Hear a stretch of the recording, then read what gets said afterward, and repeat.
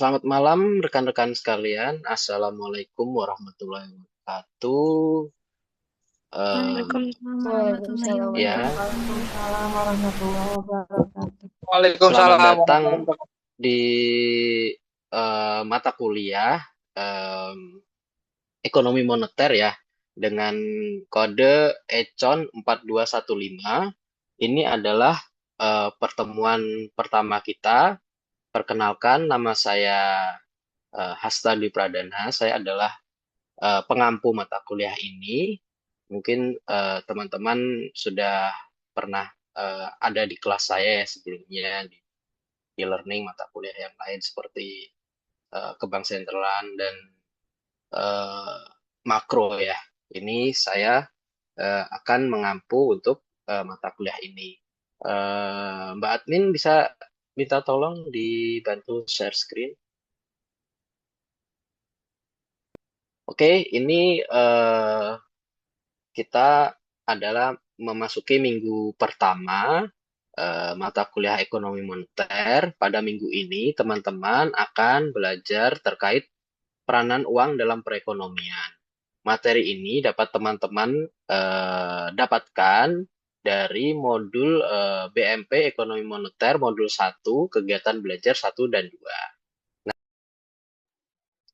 Nah, bentuk dan metode pembelajaran pada mata kuliah ini adalah case method, yang mana bentuk pembelajarannya teman-teman akan ada dua modus. Pertama adalah sinkronus seperti yang kita laksanakan sekarang ini, dan kedua adalah asinkronus yang teman-teman dapat kerjakan, lakukan di aplikasi e-learning gitu. Dan eh, mata kuliah ini seperti biasa, seperti mata kuliah yang lainnya akan ada forum diskusi, tugas tutorial dan tes formatif.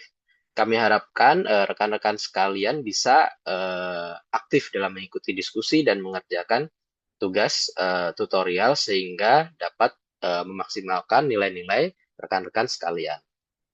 Selanjutnya, untuk deskripsi mata kuliah ini merupakan mata kuliah kompetensi utama yang membekali mahasiswa untuk memahami dan menganalisis peran uang, sistem keuangan, serta kebijakan moneter dalam menjaga stabilitas perekonomian dengan pendekatan teori ekonomi makro. Ya, pembelajaran ini menggabungkan pemahaman teori dengan studi kasus. Nah, dalam mata kuliah ini akan ada beberapa bahan kajian atau tema. Pertama adalah peran uang dalam perekonomian yang akan kita pelajari hari ini. Kemudian minggu depan ada lembaga keuangan, kemudian teori permintaan dan penawaran uang, selanjutnya inflasi dan kebijakan target inflasi, lalu kebijakan moneter, analisis ISLM, kemudian neraca pembayaran dan keuangan internasional, lalu kemudian yang terakhir sistem dan kebijakan nilai tukar. Selanjutnya, capaian pembelajaran minggu ini, setelah mengikuti sesi ini, mahasiswa sekalian mampu menjelaskan peran uang dalam perekonomian, secara khusus yaitu menjelaskan ruang lingkup ekonomi moneter, lalu menjelaskan pengertian, sejarah, fungsi, dan tujuan penggunaan uang, dan menjelaskan proses penciptaan uang. Nah, ini saya ingin tanya nih ke teman-teman. Teman-teman sekalian ini pasti di dompetnya, di kantongnya, di rekeningnya ada uang kan. Semoga banyak ya uangnya ya. Amin. Buat saya juga Amin. nih. Tapi saya yang pengen tanya nih, apa sih uang itu gitu? Ada yang bisa jawab nggak?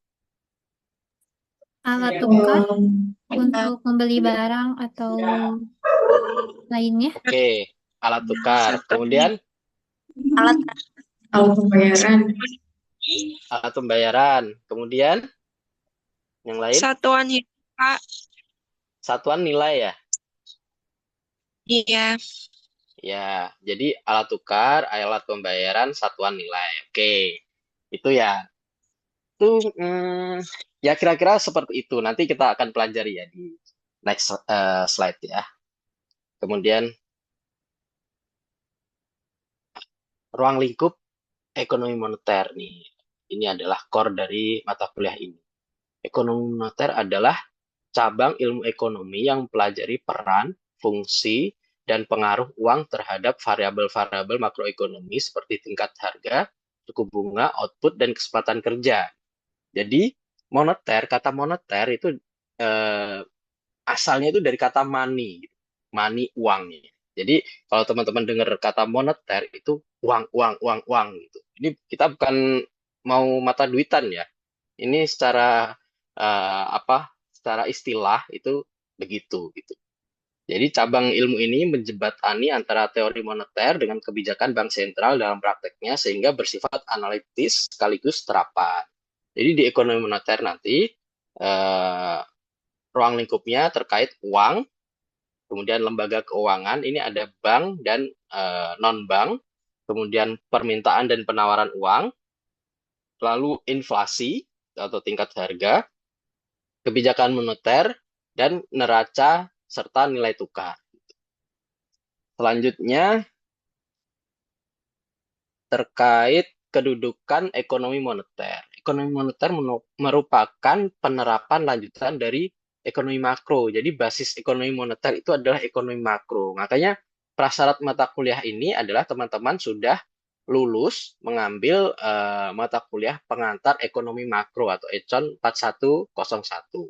Karena analisis ekonomi moneter ini tumpuannya itu pada model keseimbangan pasar barang dan pasar uang gitu.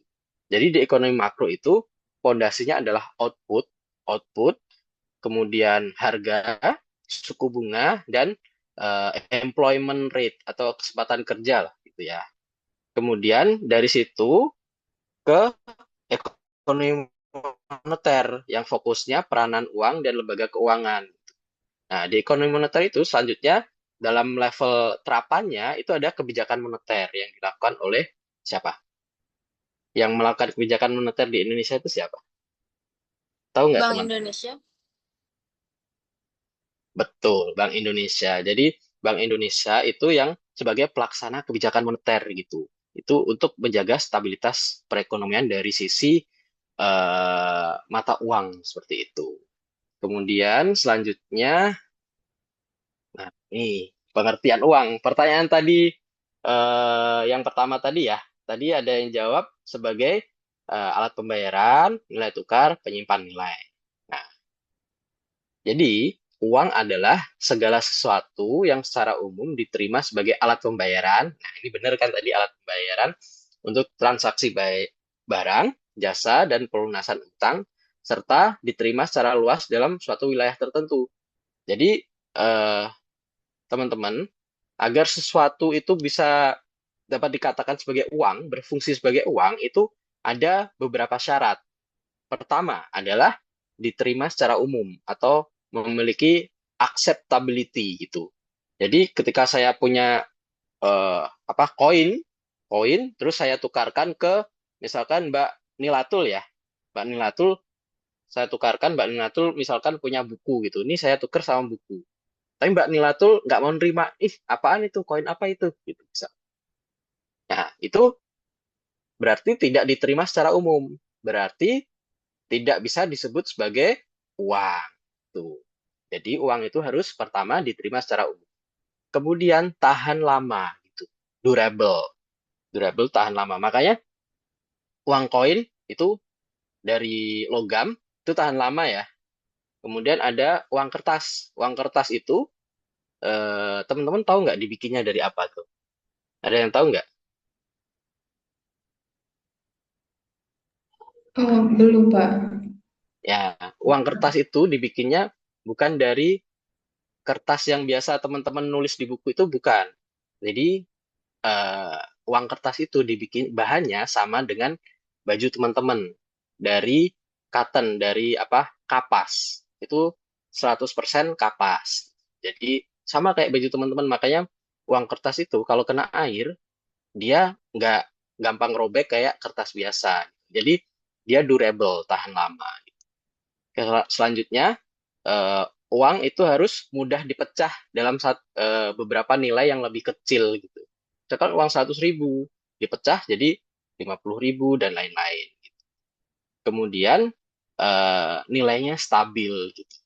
Nah, nilainya nggak terlalu fluktuatif. Oke, misalkan eh, nilai uang rupiah misalkan sekarang 18.000, hari ini 18.000.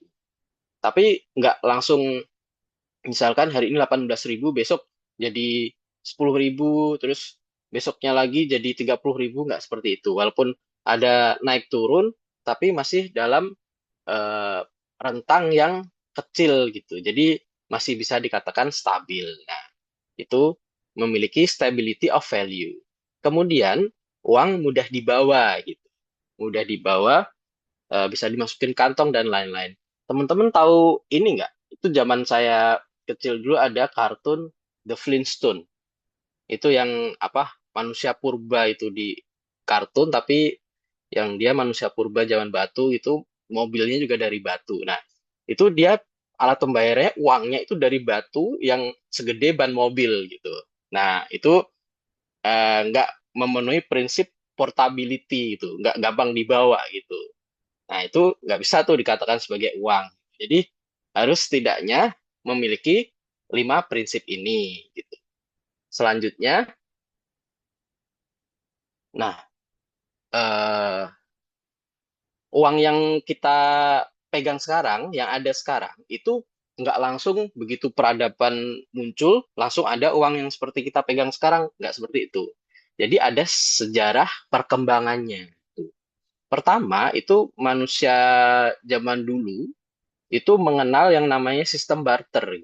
Jadi ketika pengen mendapatkan sebuah barang, misalkan, aduh, saya pengen makan ikan nih, tapi saya nggak punya ikan nih. Tapi misalkan Mbak Novensha punya nih ikan nih. Nah, terus saya punyanya apa ya? Saya punyanya garam. Terus saya bilang ke Mbak Novensha, Mbak, boleh nggak tuker ikan sama garam? Oke, tuker gitu. Itu barter. Jadi pertukaran barang secara langsung dengan barang. Nah, ini punya kelemahan. Kelemahannya adalah harus ada kesesuaian kebutuhan ganda atau double coincidence of wants gitu.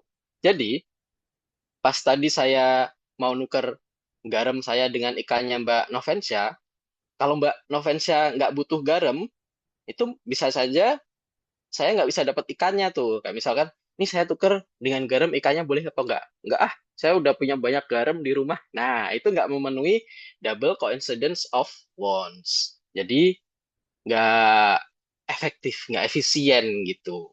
Nah, makanya kemudian dalam perkembangan selanjutnya muncul uang komoditas gitu. Uang komoditas ini barang bernilai intrinsik dipakai sebagai alat tukar. Misalkan garam, kulit hewan, logam mulia seperti emas dan perak gitu. Nah, ada masanya garam itu seperti emas. Jadi itu bisa dipakai buat sebagai pengganti uang ketika itu gitu. Nah, jadi karena setiap masakan itu butuh garam, jadi orang-orang menjadikan garam itu sebagai alat tukar tuh. Jadi sekarang beli beras pakai garam, beli ikan pakai garam gitu. Mungkin ukurannya yang beda-beda. Seperti itu ada kulit hewan, terus logam mulia seperti emas dan perak. Kemudian eh karena tapi ini masih ada unsur-unsur seperti barternya ya. Jadi nggak apa ya, tetap kurang efektif gitu. Kemudian berkembang ke uang logam gitu.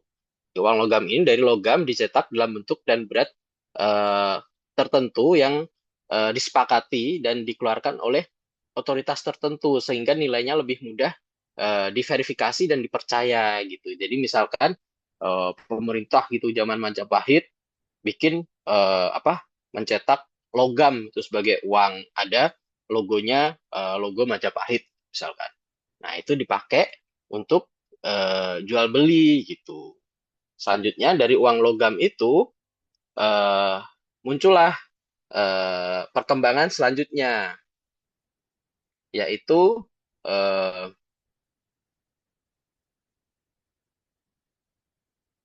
uang kertas. Nah, jadi dari logam, terus logam tapi kecil-kecil ya. Kemudian muncul nih uang kertas. Ada ide untuk uang kertas. Ini awalnya, awal kemunculan uang kertas ini adalah Ini orang-orang punya emas, punya perhiasan gitu, ditaruh ke penitipan. Mereka kan nggak bisa nyimpen di rumah, aduh nggak aman nih. Nah, dititipin ke bank. Jadi ada misalkan lembaga lah, lembaga zaman dulu itu cikal bakal bank. Orang-orang nyimpan emasnya di situ. Pas nyimpan emas di situ, dikasih tanda terima sama si bank itu, tanda terima, oh kamu udah nyimpan emas segini. Nah, tanda terimanya itu berupa ya kertas lah. Nah, kertasnya itu, tanda terimanya itu bisa dipakai buat alat pembayaran. Nah, ini saya punya emas, saya simpan di sini loh. Ini saya tukerin tanda terimanya ini nanti bisa kamu pakai buat ngambil emas saya di sana. Nah, itu awal mulanya. Terus kemudian berkembang jadi uang fiat yang nilainya dijamin sampai sekarang sama otoritas penerbit, yaitu bank sentral. Kemudian selanjutnya pada perkembangannya muncul uang giral gitu. Uang giral ini adalah simpanan pada bank umum yang dapat dipindahkan dengan cek, biliet giro atau transfer tanpa memerlukan perpindahan uang tunai secara fisik gitu. Jadi ini melalui antar bank, tapi teman-teman nggak pegang uang fisiknya gitu. Kemudian selanjutnya di era digital ini muncul uang elektronik dan digital. Instrumen pembayaran non-tunai berbasis kartu atau server yang biasa teman-teman misalkan kartu debit, terus kris, dan lain-lain. Kemudian ada juga yang sekarang ini di era yang cryptocurrency ini ada muncul central bank digital currency atau uang digital bank sentral. Itu. Selanjutnya,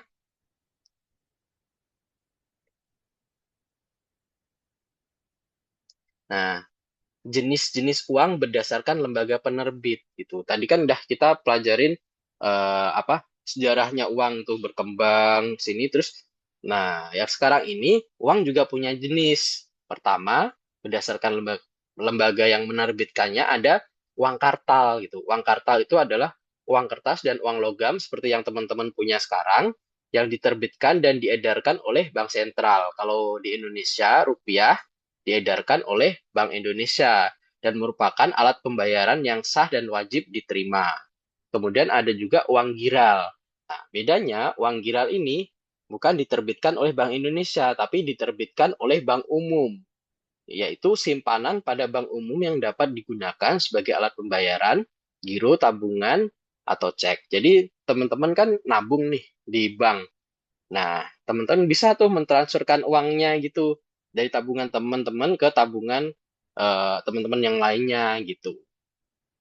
Nah, selain berdasarkan lembaga penerbit, uang juga diklasifikasikan menurut keluasan cakupan. Pertama adalah M1. M1 itu adalah uang kartal plus uang giral, yaitu simpanan yang dapat ditarik sesaat atau demand deposit gitu. Jadi uang yang teman-teman punya yang secara fisik ada uang kertas, uang logam, plus uang giral yang ada di bank itu M1. Kemudian ada M2. M2 ini apa? M2 ini adalah M1 tadi plus uang kuasi atau deposito berjangka dan tabungan. Lalu ada M3. M3 ini adalah gabungan antara M1, M2 plus surat berharga jangka pendek yang diterbitkan oleh sistem moneter. Selanjutnya,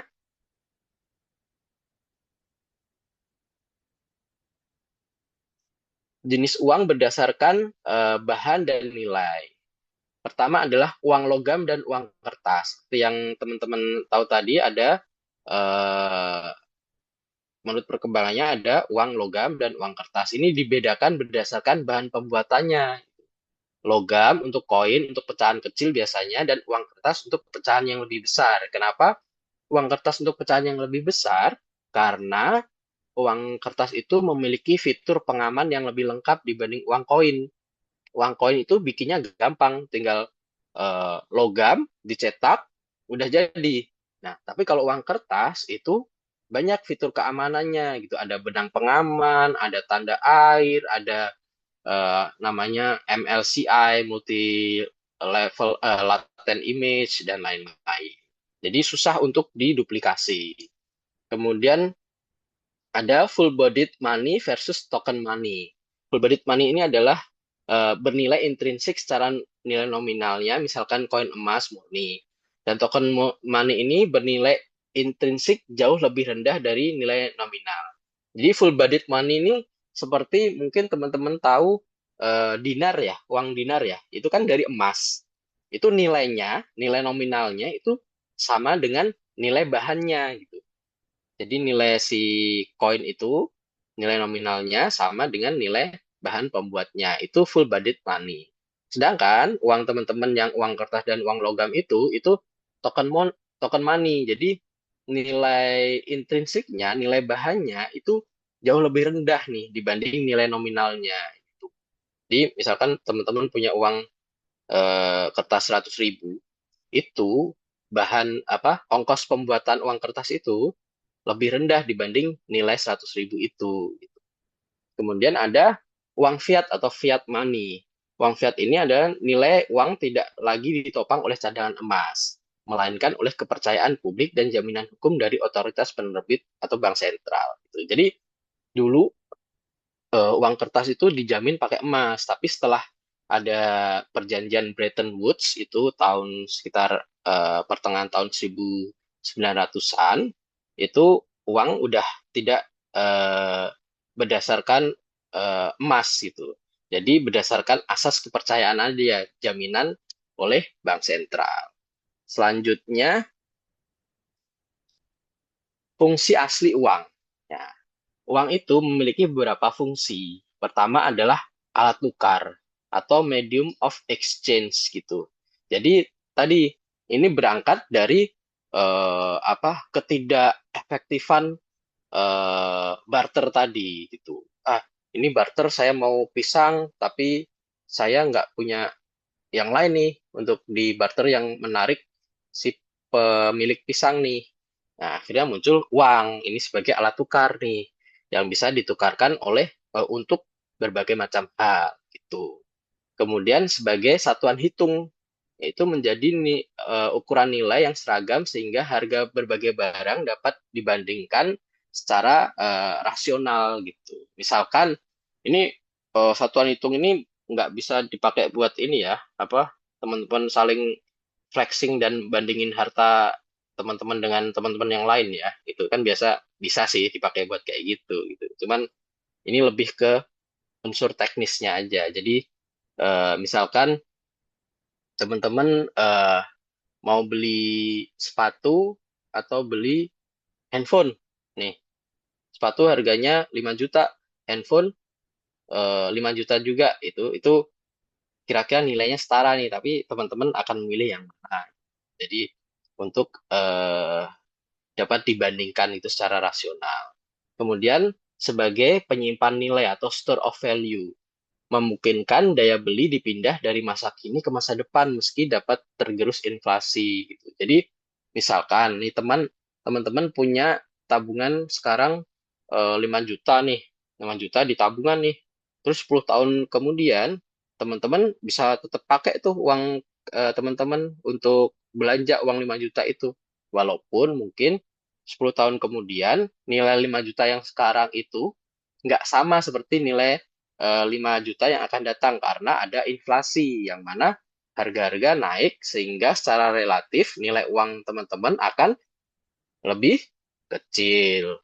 Kemudian sebagai standar pembayaran tunda, yaitu menjadi ukuran baku dalam kontrak utang piutang yang penyelesaiannya dilakukan di masa depan. Selanjutnya,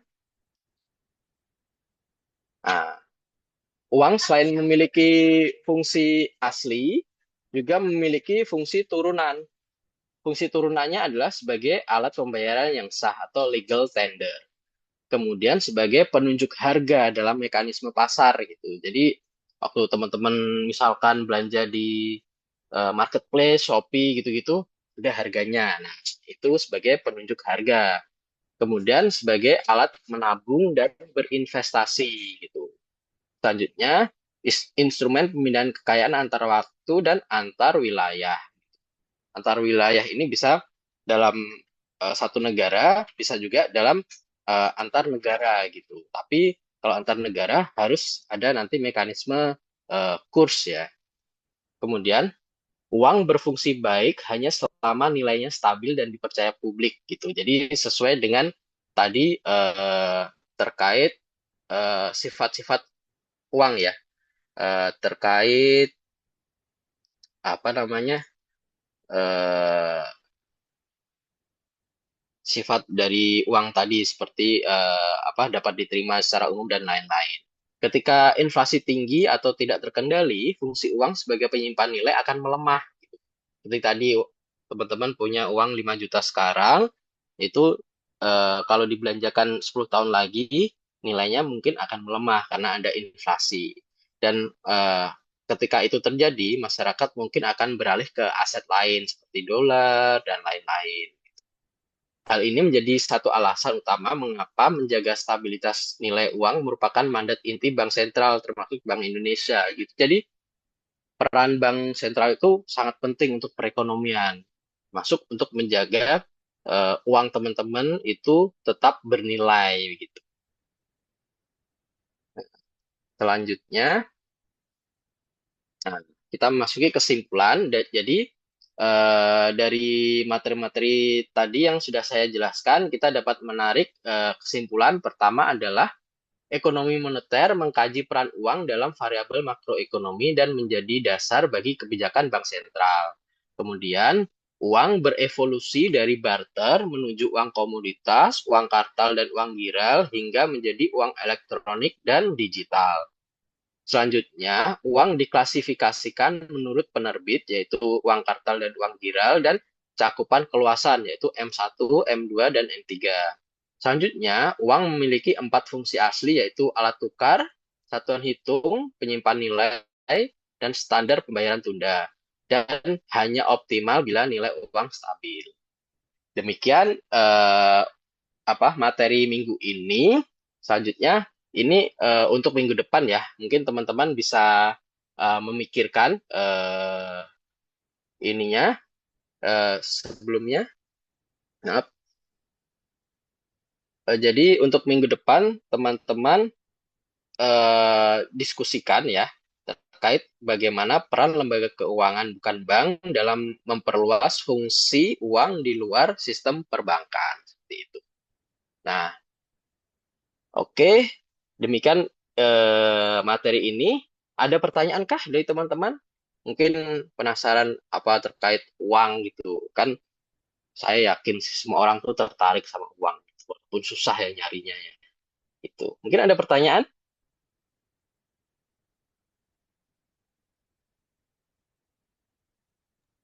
Sudah cukup jelas, Bapak. Oke, baik. Seperti itu. Kalau cukup jelas, kita sudahi saja pertemuan pertama ini. Mungkin teman-teman masih ini ya, membangun gambaran gitu terkait apa sih mata kuliah ini gitu. Nanti pada pertemuan-pertemuan selanjutnya saya yakin sih teman-teman udah mulai punya gambaran dan makin bertanya-tanya dan makin apa ya terbuka wawasannya terkait ekonomi moneter. Oke, saya sudahi saja. Tapi sebelumnya boleh kita ambil foto dulu ya, screen capture. Oke, kita ambil foto 1, 2, 3. Oke, oke, oke. Demikian perkuliahan ekonomi moneter untuk pertemuan pertama ini. Terima kasih atas kehadiran rekan-rekan sekalian. Semoga apa yang saya sampaikan tadi dapat memberikan wawasan terkait perekonomian, terutama bagi mahasiswa-mahasiswa di Prodi Ekonomi Pembangunan. Terima kasih atas kehadirannya. Sama beraktivitas kembali. Wassalamualaikum warahmatullahi wabarakatuh. Waalaikumsalam warahmatullahi Waalaikumsalam wabarakatuh. Terima kasih banyak, warahmatullahi Bapak. wabarakatuh. Terima Bapak. Ya, sama-sama. kasih, Bapak.